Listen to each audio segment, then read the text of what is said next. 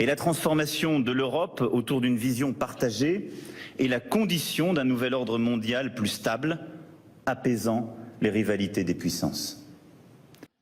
Le moment où tout le monde aura compris qu'il était temps de changer, temps de donner un nouveau visage à la mondialisation, temps de construire un nouvel ordre mondial. Alors jamais la nécessité d'un nouvel ordre international n'a paru aussi nécessaire. Des sourires et des poignées de main qui en disent long. Hier soir à Londres, les dirigeants du G20 estiment avoir trouvé un accord historique. Un nouvel ordre mondial émerge et avec lui, nous entrons dans une nouvelle ère de coopération internationale. Nous devons donc affirmer, ce sera le premier engagement qui sera le nôtre, la réforme de la gouvernance mondiale comme un préalable et un objectif. Mais en même temps, ne nions pas que nous avons besoin d'une gouvernance mondiale.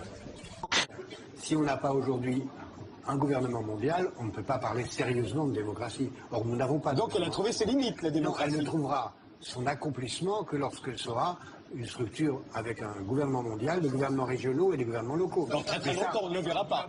Je n'en sais rien, mais le gouvernement mondial, il est là. Le grand pari du XXIe siècle, c'est l'invention, comme vous venez de le dire, d'une gouvernance mondiale. Elle prend aujourd'hui, l'embryon prend aujourd'hui la forme du G20, et au cœur de cette nouvelle gouvernance mondiale, il y a le nouveau FMI. Et si je vous ai bien entendu, c'est la gauche, ou en tout cas les idées de gauche, qui font bouger le monde et qui peuvent faire avancer vers une gouvernance mondiale? C'est ma conviction, mais si je devais aller jusqu'au bout de ma conviction, je dirais que c'est comme ça depuis très longtemps. Thierry Volton? Oui. C'est une idée de droite, la gouvernance mondiale. Vous trouvez? Très bizarre. Pourquoi c'est une idée de droite alors? Parce que c'est en fait c'est un espèce de pouvoir quand même énorme où l'individu et les nations n'ont plus donc les nations qui élisent leurs dirigeants n'ont plus grand chose à dire. Je pense qu'il faut viser le gouvernement mondial comme une stratégie. Et d'ailleurs, quand les gouvernements parlent du G20, c'est une illusion, une sorte de retard avant le gouvernement mondial. On va vers ça. Est-ce qu'on ira à la place de la guerre ou après la guerre? Je ne sais pas. Mais c'est ça qu'il faut viser. Et je peux vous dire une troisième chose. On ira ensemble vers ce nouvel ordre mondial. Et personne, je dis bien, personne ne pourra s'y opposer. Et puis nous allons procéder à la résurrection d'une France indépendante en lien d'amitié avec le monde entier.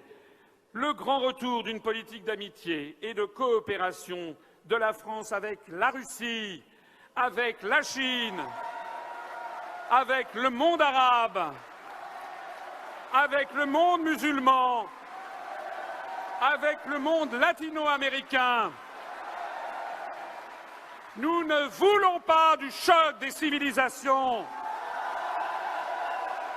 Nous ne voulons pas du nouvel ordre mondial qui nous entraîne à son choc. Il y a une vie après la construction européenne.